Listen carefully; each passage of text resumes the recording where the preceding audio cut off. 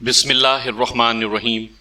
सामईन कराम, आप सुन रहे हैं इमरान सीरीज़ का उर्दू नावल ज्यूश चैनल, जिसके मुसन्निफ़ हैं मज़हर कलीम एम ए, और ये इस सिलसिले की किस्त नंबर 2 है।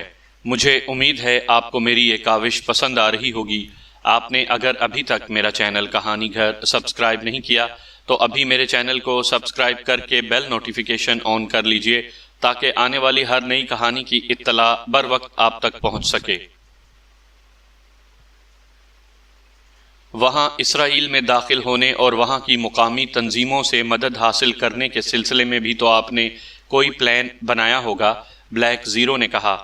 पहले से कोई प्लानिंग नहीं बनाई जाएगी, क्योंकि इसमें काफ़ी वक्त ज़ाया हो जाता है। इसलिए हर टीम अपना रास्ता चुनने और वहाँ इमदाद हासिल करने के लिए अपने तौर पर राब्ते करेगी। इमरान ने जवाब दिया, आपका तो कम अज़ कम बाकी 2 टीमों से किसी न किसी अंदाज में राब्ता होना चाहिए, वरना सारा मामला उलझ भी सकता है। ब्लैक ज़ीरो ने कहा, नहीं, मेरे राब्ते के बाद मेंबरान काम करना छोड़ देते हैं और सिर्फ मुझ पर तकिया कर लेते हैं। एरो मिज़ाइल लेबार्ट्री तबाह होने पर पूरे इसराइल में खलबली मच जाएगी। इस तरह बाकी टीमों को इत्तला मिल जाएगी और वो खुद ब खुद वापस हो जाएंगी। इमरान ने जवाब दिया, लेकिन आपकी और सदीकी की टीम के सामने क्या टारगेट होगा? ब्लैक ज़ीरो ने कहा, हमारी टीमों का काम सिर्फ 3 एजेंसियों को उलझाना है, उनके नेटवर्क का खात्मा और जिस हद तक उन्हें नुकसान पहुंचाया जा सकता हो पहुंचाना है। इमरान ने जवाब दिया और ब्लैक ज़ीरो ने असबात में सर हिला दिया। तनवीर और खावर एक्रेमिया के दारुल हुकूमत वेलिंगटन के एक होटल के कमरे में मौजूद थे। वो पाकेशिया से पहले यहाँ आए थे और इस होटल में कमरा हासिल किए हुए अभी उन्हें 1 घंटा गुजरा था। उन दोनों ने नहा धोकर लिबास तब्दील किया और फिर डाइनिंग रूम में जाकर उन्होंने इत्मीनान से खाना खाया और कॉफ़ी पीकर वो वापस कमरे में पहुंच गए। इस बार अजीब मिशन है कि टारगेट का कुछ पता ही नहीं और ना ही कोई प्लानिंग है। चीफ ने कुछ न कुछ तो बताया ही होगा।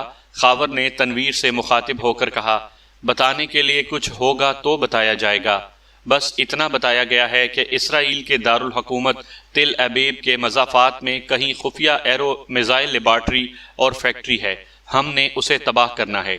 ये लेबार्ट्री कहाँ है, उसके हिफाजती इंतज़ामात क्या हैं और हमने उसे कैसे तबाह करना है, ये सब कुछ हमने खुद करना है और खुद सोचना है। तनवीर ने मुस्कुराते हुए कहा, यह तो सरीहन ज़्यादती है कि इतने अहम मिशन को इस तरह मुकम्मल करने का हुक्म दिया जाए। खावर ने कहा, इसमें ज़्यादती की क्या बात है? हम सीक्रेट सर्विस के मेंबर्स हैं। हमें एक मुल्क में एक टारगेट दे दिया गया है और बस। अब क्या ज़रूरी है कि पकी पकाई खीर हमारे सामने रखी जाए? तनवीर ने मुंह बनाते हुए कहा, लेकिन खीर पकाने के लिए भी तो बुनियादी चीज़ों की ज़रूरत पड़ती है, उनका क्या होगा? खावर ने भी मुस्कुराते हुए कहा, उनके लिए एक टिप दे दी गई है, आओ चलें। तनवीर ने उठते हुए कहा, कहाँ? खावर ने भी उठते हुए कहा, लेजांग नामी क्लब है, उसकी मालका मैडम रोज़ है और मैडम रोज़ के इंतहाई गहरे राब्ते इसराइल में हैं, क्योंकि मैडम रोज़ बज़ाते खुद कट्टर यहूदी है और वो इसराइल आती जाती रहती है। उससे बुनियादी मालूमात मिल सकती हैं। तनवीर ने दरवाजे की तरफ बढ़ते हुए कहा, तो क्या वो सब कुछ बता देगी? खावर ने हैरत भरे लहजे में कहा, वो क्यों बताएगी, हम पूछेंगे। तनवीर ने जवाब दिया और फिर वो दरवाज़ा खोलकर बाहर राहदारी में आ गया। खावर भी उसके पीछे बाहर आ गया। वो दोनों पाकेशिया से ही एक्रेमी मेकअप करके तैयारे में सवार हुए थे और उनकी जेबों में मौजूद कागजात के मुताबिक वो एक्रेमिया के ही बाशिंदे थे। कागजात के मुताबिक तनवीर का नाम माइकल और खावर का नाम जोसेफ था। थोड़ी देर के बाद टैक्सी उन्हें लेजांग क्लब की तरफ लिए बढ़ी चली जा रही थी। वो दोनों अकबी सीट पर बैठे हुए थे।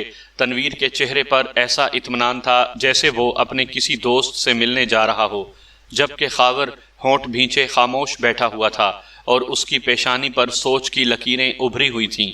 मुख्तलिफ सड़कों से गुजरने के बाद टैक्सी एक 2 मंजिला इमारत के सामने जाकर रुक गई। इमारत पर लेजांग क्लब का जहाजी साइज का नियॉन साइन मौजूद था। वो दोनों टैक्सी से उतरे।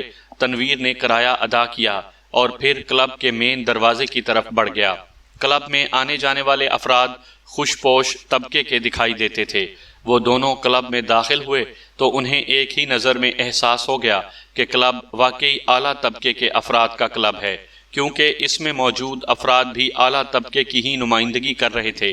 ایک طرف کاؤنٹر تھا جس پر 2 خوبصورت لڑکیاں موجود تھیں، جن میں ایک تو سروس کرنے میں مصروف تھی، جبکہ دوسری اپنے سامنے رجسٹر رکھے اس میں کچھ اندراجات کر رہی تھی۔ تنویر اور خاور کاؤنٹر کے قریب پہنچ کر جیسے ہی رکے، رجسٹر میں اندراجات کرنے والی لڑکی نے چونک کر سر اٹھایا اور پھر سیدھی کھڑی ہو گئی۔ یس سر، لڑکی نے کاروباری انداز میں مسکراتے ہوئے کہا۔ میڈم روز سے ملنا ہے، تنویر نے سادہ اور سپاٹ لہجے میں کہا۔ کیا آپ کی ملاقات ان سے طے ہے؟ لڑکی نے چونک کر پوچھا۔ نہیں، لیکن پھر بھی یہ ملاقات ہونی ہے۔ اسے کہو کہ مائیکل اور جوزف ایک ایمرجنسی بزنس ٹاک کے لیے آئے ہیں۔ تنویر نے اسی طرح سپاٹ لہجے میں کہا تو لڑکی نے ہاتھ بڑھا کر سائٹ پر رکھے ہوئے فون کا ریسیور اٹھایا اور یکے بعد دیگرے کئی نمبر پریس کر دیے۔ کاؤنٹر سے میگی بول رہی ہوں میڈم، 2 صاحبان آئے ہیں، مائیکل اور جوزف، آپ سے کسی ایمرجنسی بزنس ٹاک کے لیے ملنا چاہتے ہیں۔ کاؤنٹر گرل نے مؤدبانہ لہجے میں کہا۔ Yes madam. دوسری طرف سے بات سن کر اس نے ریسیور رکھ دیا۔ 3 نمبر لفٹ کے ذریعے دوسری منزل پر تشریف لے جائیں، وہاں موجود لیڈی سپروائزر آپ کی رہنمائی میڈم کے آفس تک کر دے گی، لڑکی نے کہا، اور تنویر بغیر کوئی جواب دیے اس طرف کو بڑھ گیا جدھر لفٹیں موجود تھیں۔ شکریہ مس میگی، ویسے کیا آپ کی میڈم بھی آپ کی طرح خوبصورت ہے یا؟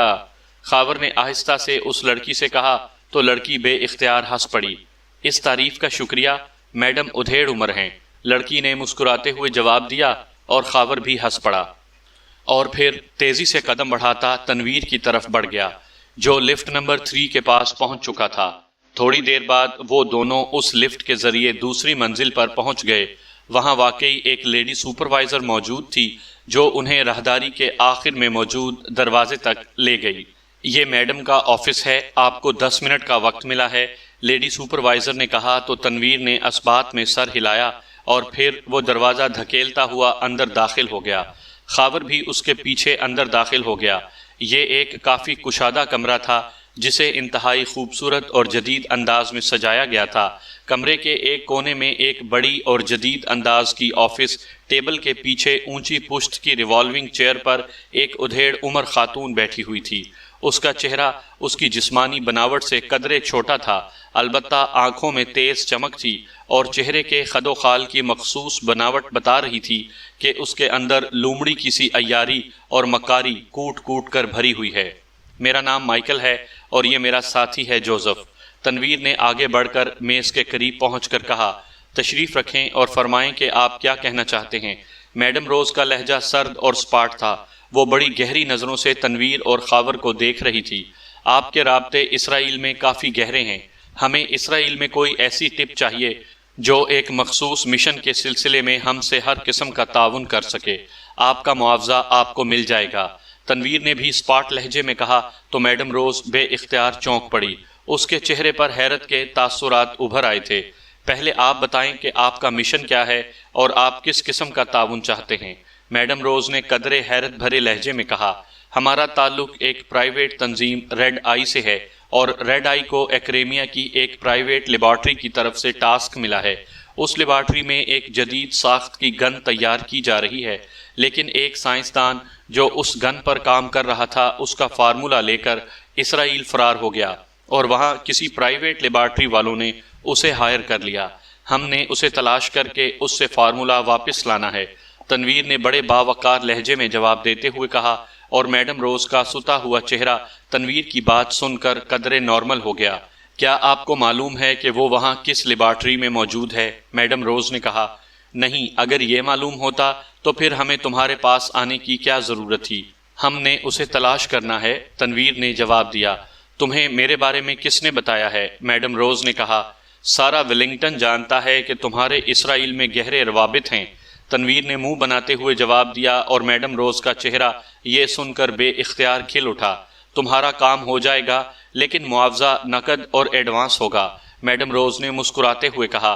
معاوضے کی فکر مت کرو، ٹپ کام کی ہونی چاہیے، ورنہ تمہارا یہ خوبصورت جسم لاش کی صورت میں کسی گٹر کے کیڑوں کی خوراک بن جائے گا، تنویر نے اس بار انتہائی سخت لہجے میں کہا۔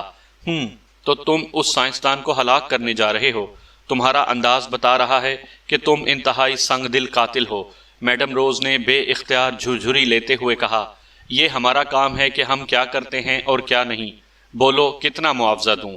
تنویر نے اسی طرح سپاٹ لہجے میں کہا، $10,00,000۔ میڈم روز نے منہ بناتے ہوئے جواب دیا، کیا تم ہمارے ساتھ چلو گی؟ تنویر نے بغیر کسی رد عمل کے کہا تو میڈم روز بے اختیار چونک پڑی۔ میں ساتھ جاؤں گی؟ کیوں؟ میڈم روز نے حیرت بھرے لہجے میں کہا، کیونکہ $10,00,000 بہت زیادہ ہیں، ہم زیادہ سے زیادہ $1,00,000 دے سکتے ہیں اور وہ بھی نقد، لیکن شرط وہی ہے کہ ٹپ ایسی ہو جو ہمارا کام کر سکے، اسے ہم علیحدہ معاوضہ دیں گے۔ تنویر نے جواب دیتے ہوئے کہا، مجھے بار بار حیرت ہو رہی ہے، کبھی تم انتہائی سنگ دل قاتل کے روپ میں سامنے آتے ہو اور کبھی انتہائی کامیاب بزنس مین کے روپ میں، حالانکہ یہ دونوں خصوصیات ایک دوسرے کی متضاد ہیں۔ بہرحال ٹھیک ہے، $1,00,000 نقد دو گے؟ ہاں یا نہ میں جواب دو، ورنہ میری طرف سے انکار ہے، میڈم روز نے کہا۔ اوکے، تنویر نے کہا، اور کوٹ کی اندرونی جیب سے اس نے بڑی مالیت کے نوٹوں کی ایک گڈی نکال کر سامنے رکھ لی۔ گڈی کو دیکھ کر میڈم روز کی آنکھوں میں تیز چمک ابھر آئی۔ تل ابیب میں ایک ہوٹل ہے جس کا نام بھی تل ابیب ہوٹل ہے، شہر کا مشہور ہوٹل ہے۔ اس میں ایک سپروائزر کام کرتا ہے جس کا نام فورڈ ہے۔ فورڈ کافی بوڑھا ہو چکا ہے۔ پہلے یہ اسرائیل کی وزارت دفاع کے سپلائی سیکشن میں کام کرتا تھا اور اسرائیل کی تمام لیبارٹریوں کو ہر قسم کی سپلائی کا انچارج تھا، اور غیر سرکاری طور پر وہ پرائیویٹ لیبارٹریوں کو بھی سپلائی کا کام کرتا تھا۔ پھر وہ ریٹائر ہو گیا تو اس نے ظاہراً اس ہوٹل میں سپروائزری کی نوکری کر لی، لیکن اب بھی اس کا کام پرائیویٹ لیبارٹریوں کو سپلائی کرنا ہے، ہر قسم کی قانونی اور غیر قانونی سپلائی۔ وہ تمہاری یقیناً بھرپور انداز میں مدد کر سکے گا، میڈم روز نے کہا۔ اسے فون کرو اور اسے بتاؤ کہ تم ہمیں بھیج رہی ہو، تنویر نے کہا، لیکن اسے معاوضہ علیحدہ دینا ہوگا تمہیں، میڈم روز نے کہا۔ ظاہر ہے وہ کام کرے گا تو معاوضہ بھی لے گا، تنویر نے جواب دیتے ہوئے کہا تو میڈم روز نے سامنے رکھے ہوئے فون کا ریسیور اٹھایا اور تیزی سے نمبر پریس کرنے شروع کر دیے۔ لاؤڈر کا بٹن بھی آن کر دو، تنویر نے کہا تو میڈم روز نے بٹن پریس کر دیا۔ دوسری طرف سے گھنٹی بجنے کی آواز سنائی دی۔ تل ابیب ہوٹل، رابطہ قائم ہوتے ہی ایک نسوانی آواز سنائی دی، ویلنگٹن سے میڈم روز بول رہی ہوں، سپروائزر فورڈ سے بات کراؤ، میڈم روز نے کہا۔ یس میڈم، ہولڈ آن کریں۔ دوسری طرف سے کہا گیا، ہیلو، فورڈ بول رہا ہوں۔ چند لمحوں بعد ایک بھاری سی مردانہ آواز سنائی دی، فورڈ، 2 ایکریمیوں مائیکل اور جوزف کو تمہارے پاس بھیج رہی ہوں، انہیں چند معلومات چاہیے، معقول معاوضہ دینے والی پارٹی ہے اور کام بھی تمہارے مطلب کا ہے، میڈم روز نے کہا۔ کیا وہ قابل اعتماد لوگ ہیں؟ میڈم، کیونکہ آپ جانتی ہیں کہ یہاں کس قسم کے حالات ہیں۔ دوسری طرف سے کہا گیا، ہاں، کام ایسا نہیں ہے کہ تم پریشان ہو، میڈم روز نے کہا۔ اوکے ٹھیک ہے، بھجوا دیں، دوسری طرف سے کہا گیا، اور میڈم روز نے بھی اوکے کہہ کر ریسیور رکھ دیا۔ اب تو تم مطمئن ہو، لاؤ رقم مجھے دو، میڈم روز نے ریسیور رکھتے ہوئے کہا۔ یہ بات سن کر میڈم روز کہ اگر یہ ٹپ ہمارے کام کی ثابت نہ ہوئی تو ہم رقم واپس لے لیں گے، تنویر نے گڈی اس کی طرف بڑھاتے ہوئے کہا۔ اسے مطمئن کرنا تمہارا کام ہے، کیونکہ وہاں ایسے حالات ہیں کہ وہ لوگ اپنے سائے سے بھی ہوشیار رہتے ہیں، میڈم روز نے گڈی اٹھا کر میز کی دراز میں رکھتے ہوئے کہا۔ اوکے ٹھیک ہے، آؤ جوزف، تنویر نے اٹھتے ہوئے کہا، اور خاور بھی اٹھ کھڑا ہوا۔ تھوڑی دیر بعد وہ اس کلب سے باہر پہنچ گئے۔ کیا میڈم روز با اعتماد ہے؟ خاور نے باہر نکلتے ہی کہا۔ ہاں، عمران نے اس کی ٹپ دی تھی اور تم جانتے ہو کہ عمران کے پاس ہمیشہ با اعتماد ٹپس ہی ہوتی ہیں، تنویر نے کہا، اور خاور بے اختیار ہنس پڑا۔ اب کیا پروگرام ہے؟ خاور نے کہا۔ ہوٹل واپس چلتے ہیں اور پہلی فلائٹ سے اسرائیل جائیں گے، تنویر نے سادہ سے لہجے میں کہا، اور خاور نے اس بات میں سر ہلا دیا۔ کرنل ڈیوڈ GP5 کے ہیڈ کوارٹر میں اپنے شاندار آفس میں موجود تھا کہ آفس کا دروازہ کھلا اور اس کا نائب راسٹر اندر داخل ہوا۔ اس کے چہرے پر ہلکی سی مسکراہٹ نمایاں تھی۔ آؤ راسٹر، تمہیں معلوم ہے کہ میں نے تمہیں کیوں بلایا ہے؟ کرنل ڈیوڈ نے سخت لہجے میں کہا۔ جی ہاں، تاکہ میں آپ کو سلام کر سکوں، راسٹر نے بڑے سادہ سے لہجے میں کہا، اور اس کے ساتھ ہی اس نے بڑے مؤدبانہ انداز میں سلام کر دیا۔ تو تم مذاق کر رہے ہو، اور وہ بھی میرے ساتھ؟ کیوں تمہاری یہ جرت؟ کرنل ڈیوڈ بے اختیار بھڑک اٹھا۔ اگر نائب کا اپنے افسر اعلیٰ کو سلام کرنا مذاق ہے تو پھر آپ میری جگہ آ جائیں اور میں آپ کی جگہ بیٹھ جاتا ہوں۔ آپ بے شک 1000 بار مذاق کریں، میں برا نہیں مناؤں گا۔ راسٹر نے جواب دیا تو کرنل ڈیوڈ بے اختیار ہنس پڑا۔ تم ایسی بات کر دیتے ہو کہ میرا غصہ ختم ہو جاتا ہے۔ بہرحال اب سنجیدگی سے میری بات سنو۔ کرنل ڈیوڈ نے اس بار مسکراتے ہوئے کہا۔ شاید اس کی انا کو راسٹر کی بات سے خاصی تسکین پہنچی تھی، اس لیے اس کا موڈ بدل گیا تھا۔ آپ پاکیشیا سیکرٹ سروس کے بارے میں مجھے بتانا چاہتے ہیں؟ راسٹر نے کہا تو کرنل ڈیوڈ بے اختیار اچھل پڑا۔ تمہیں کیسے معلوم ہوا؟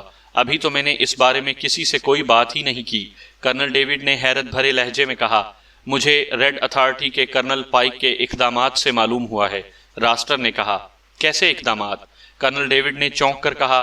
انہوں نے اپنے مخصوص آدمیوں کو ایئرپورٹ، بحری راستے اور زمینی سرحدوں پر تعینات کیا ہے۔ اس کے علاوہ تمام ہمسایہ ملکوں میں موجود اپنے ایجنٹوں کو بھی الرٹ کیا ہے کہ پاکیشیا سیکرٹ سروس کے بارے میں اگر کوئی اطلاع ہو تو انہیں فوراً دی جائے۔ اس سے مجھے علم ہو گیا کہ پاکیشیا سیکرٹ سروس ایک بار پھر اسرائیل آ رہی ہے۔ راسٹر نے بڑے سادہ سے لہجے میں جواب دیتے ہوئے کہا۔ اس کا مطلب ہے کہ کرنل پائک مجھ پر برتری حاصل کرنا چاہتا ہے۔ کرنل ڈیوڈ نے ہونٹ چباتے ہوئے قدرے غصیلے لہجے میں کہا۔ اس کے باوجود وہ ناکام رہے گا، راسٹر نے بڑے پر یقین لہجے میں کہا تو کرنل ڈیوڈ ایک بار پھر چونک پڑا۔ وہ کیسے؟ تم اتنے حتمی انداز میں کیوں کہہ رہے ہو؟ کرنل ڈیوڈ نے کہا۔ اس لیے کہ کامیابی کرنل ڈیوڈ اور GP5 کے مقدر میں لکھی جا چکی ہے، راسٹر نے جواب دیا۔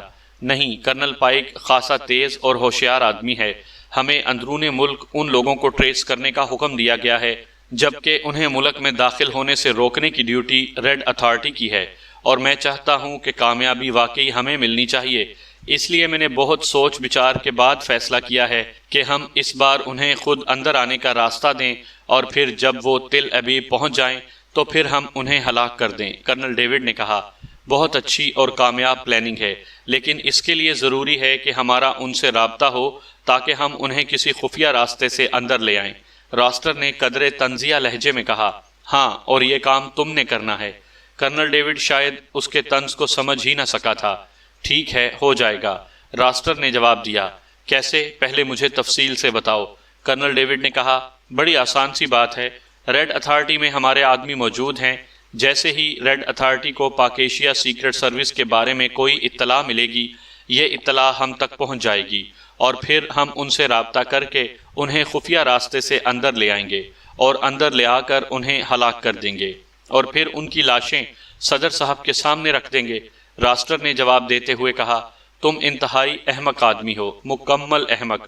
تمہارا کیا خیال ہے کہ پاکیشیا سیکرٹ سروس کے لوگ تمہاری طرح احمق ہیں کہ وہ تمہارے کہنے پر منہ اٹھائے چلے آئیں گے؟ نان سینس، کرنل ڈیوڈ نے پھنکارتے ہوئے لہجے میں کہا۔ آپ بے فکر رہیں جناب، مجھے معلوم ہے کہ وہ میری طرح احمق نہیں ہیں، بلکہ آپ کی طرح عقل مند ہیں۔ اس کے باوجود وہ آ جائیں گے، آپ بے فکر رہیں۔ راسٹر نے کہا۔ تم بیکار آدمی ہو، قطعاً بیکار۔ تمہارے ذہن میں کوئی پلاننگ نہیں ہے۔ نان سینس، اٹھو، دفع ہو جاؤ، ورنہ میں تمہیں گولی بھی مار سکتا ہوں۔ Get out. کرنل ڈیوڈ نے اور زیادہ غصیلے لہجے میں کہا۔ یس سر، لیکن میں نے معلوم کر لیا ہے کہ پاکیشیا سیکرٹ سروس اس وقت جنوبی سرحدوں پر واقع ایک فلسطینی گاؤں آسلم پہنچ رہی ہے۔ راسٹر نے اٹھتے ہوئے کہا۔ او اچھا، او ویری گڈ، تم واقعی کام کے آدمی ہو۔ بیٹھو۔ تم نے پہلے کیوں نہیں بتایا تھا؟ بولو، کیوں نہیں بتایا تھا؟ اور کیسے اطلاع ملی ہے تمہیں، اور کیوں؟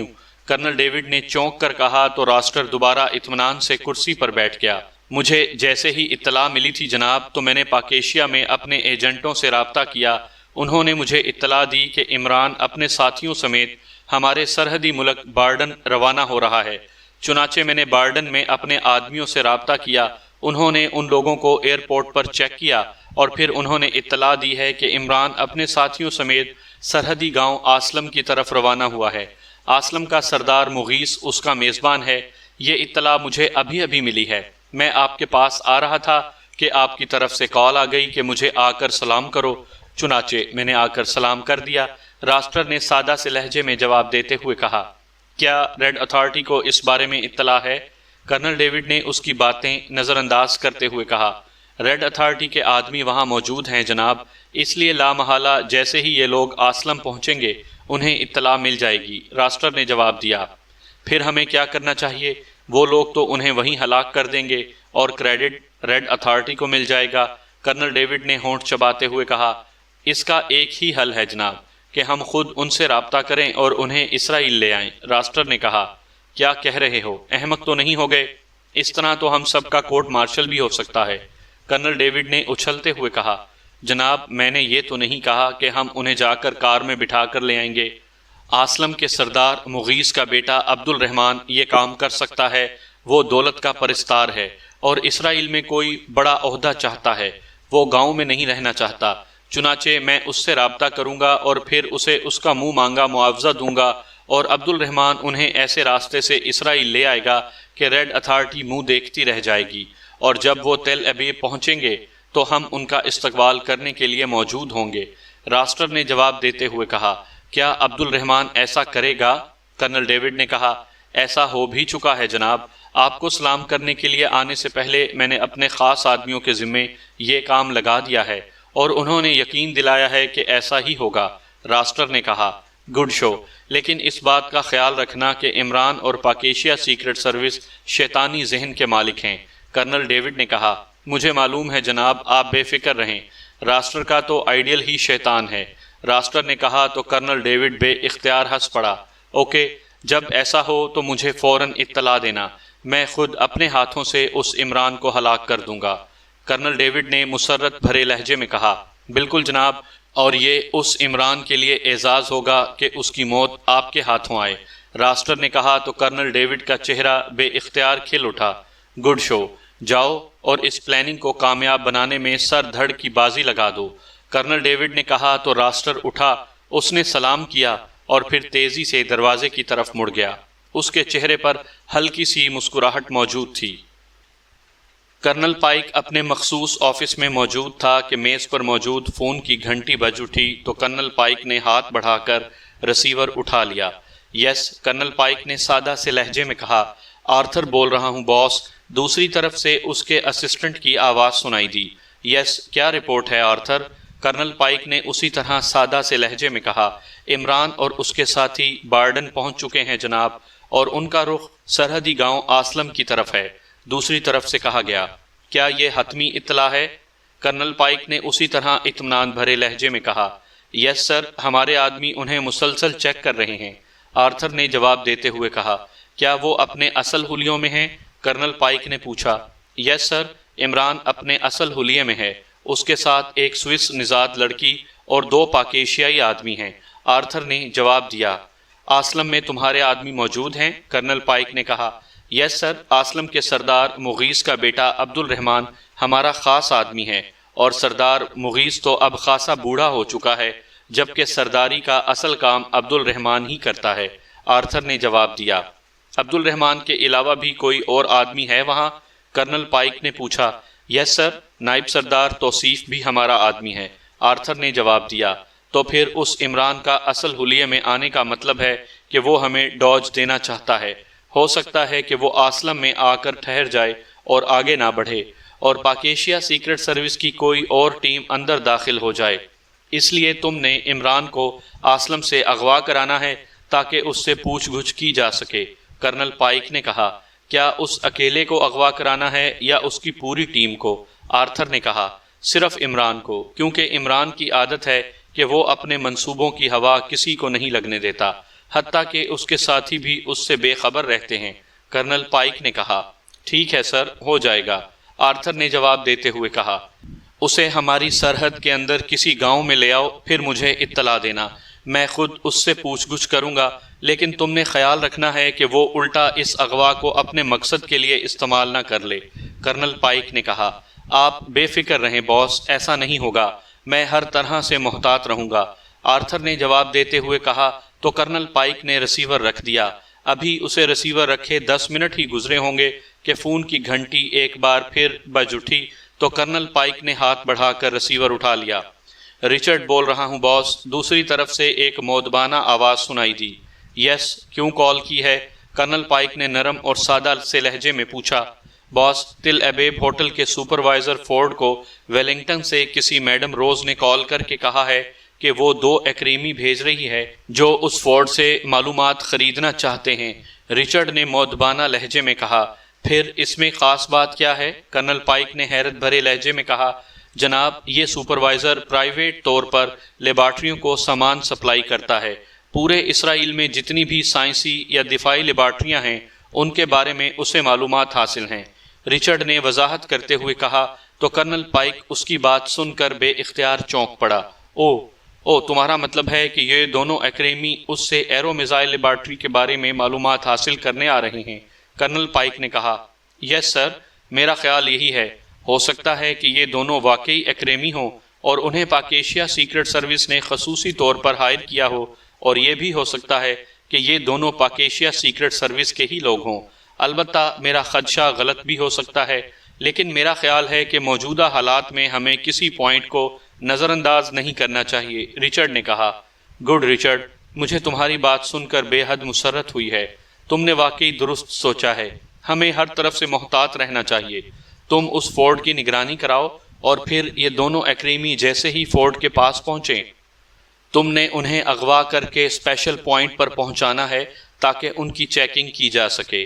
کرنل پائک نے کہا پہلے یہ بات معلوم نہ کر لی جائے باس کہ وہ فورٹ سے کس قسم کی معلومات حاصل کرنا چاہتے ہیں، تاکہ اگر وہ غیر متعلقہ لوگ ہوں تو انہیں نظر انداز کر دیا جائے، اور اگر متعلقہ لوگ ہوں تو انہیں اغوا کر لیا جائے۔ رچرڈ نے کہا اگر یہ پاک ایشیا سیکرٹ سروس کے لوگ ہیں تو پھر یہ اتنی سادگی سے سب کام نہیں کریں گے۔ ہو سکتا ہے کہ وہ ہر قسم کے شبہات کو دور کرنے کے لیے فورڈ سے عام سی بات کریں اور بعد میں اچانک اس کے پاس جا کر اصل بات معلوم کر لیں، جبکہ ہم انہیں غیر متعلقہ سمجھ کر نظر انداز کر چکے ہوں گے۔ اس لیے ضروری ہے کہ انہیں ہم خود چیک کریں۔ اگر یہ ہمارے مطلب کے لوگ نہ ہوئے تو ہم انہیں رہا کر دیں گے۔ کرنل پائک نے جواب دیا یس سر، آپ درست کہہ رہے ہیں۔ دوسری طرف سے رچرڈ نے جواب دیتے ہوئے کہا انتہائی احتیاط سے کام کرنا۔ اگر یہ پاک ایشیا سیکرٹ سروس کے ممبرز ہوئے تو یہ انتہائی محتاط ہوں گے۔ کرنل پائک نے کہا آپ بے فکر رہیں جناب۔ دوسری طرف سے کہا گیا تو کرنل پائک نے اوکے کہہ کر ریسیور رکھ دیا۔ بڑی سی جیپ خاصی تیز رفتاری سے صحرا کے درمیان بنی ہوئی ایک سڑک پر دوڑتی ہوئی آگے بڑھی چلی جا رہی تھی۔ اس سڑک کے دونوں اطراف میں باقاعدہ اونچی دیواریں بنائی گئی تھیں تاکہ سڑک کی ریت اندر نہ آ سکے۔ یہ سڑک ملک شام کی سرحدی شہر کیسامو سے اسرائیل کے سرحدی شہر بالوت کے درمیان ایک معاہدے کے تحت بنائی گئی تھی۔ دونوں ملکوں کی سرحد پر دونوں اطراف میں باقاعدہ فوجی چیک پوسٹس تھیں، اور سڑک کے راستے اسرائیل سے شام اور شام سے اسرائیل آنے جانے والوں کی انتہائی سختی سے چیکنگ کی جاتی تھی۔ یہ سڑک سیاحوں کی سہولت کے لیے اقوام متحدہ کے دباؤ کے تحت بنائی گئی تھی، اور اس سڑک کے اخراجات بھی اقوام متحدہ نے ہی ادا کیے تھے۔ اس لیے اس سڑک کو عام طور پر ورلڈ روڈ کہا جاتا تھا۔ سڑک بے حد فراغ اور ہموار تھی۔ جیپ خاصی تیز رفتاری سے اسرائیل کی طرف بڑھی چلی جا رہی تھی۔ جیپ کی ڈرائیونگ سیٹ پر صدیقی بیٹھا ہوا تھا، جبکہ سائیڈ سیٹ پر صالحہ اور عقبی سیٹ پر چوہان تھا۔ صدیقی، چوہان اور صالحہ تینوں پاک ایشیا سے پہلے تارکی پہنچے تھے، اور تارکی سے وہ ایکریمی میک اپ میں شام آئے تھے، اور ان کے پاس جو کاغذات تھے وہ بھی اصل تھے، اور اس کے ساتھ ساتھ ان کے پاس بین الاقوامی ادارہ سیاحت کی طرف سے جاری کردہ کارڈ بھی تھے، اور چونکہ ان کارڈز کو انتہائی چھان پھٹک کے بعد جاری کیا جاتا تھا، اس لیے ان کارڈز کے حامل سیاحوں کو کسی بھی جگہ خصوصی چیکنگ نہ کی جاتی تھی۔ اس لیے صدیقی کو یقین تھا کہ وہ اطمینان سے اسرائیل میں داخل ہو جائیں گے۔ ان تینوں نے اسپیشل میک اپ کیے ہوئے تھے، ایسے میک اپ جو کسی جدید سے جدید میک اپ واشر سے بھی صاف نہ ہو سکتے تھے۔ کاغذات کی روح سے صدیقی کا نام رابرٹ تھا، جبکہ صالحہ کا نام جیکولین اور چوہان کا نام ولسن تھا۔ ہم لوگ اسرائیل پہنچ کر اس لیبارٹری کو کیسے ٹریس کریں گے؟ صالحہ نے کہا یہ لیبارٹری خفیہ ضرور ہے مس صالحہ، لیکن ظاہر ہے کسی ماچس کی ڈبیا میں تو نہیں چھپائی جا سکتی۔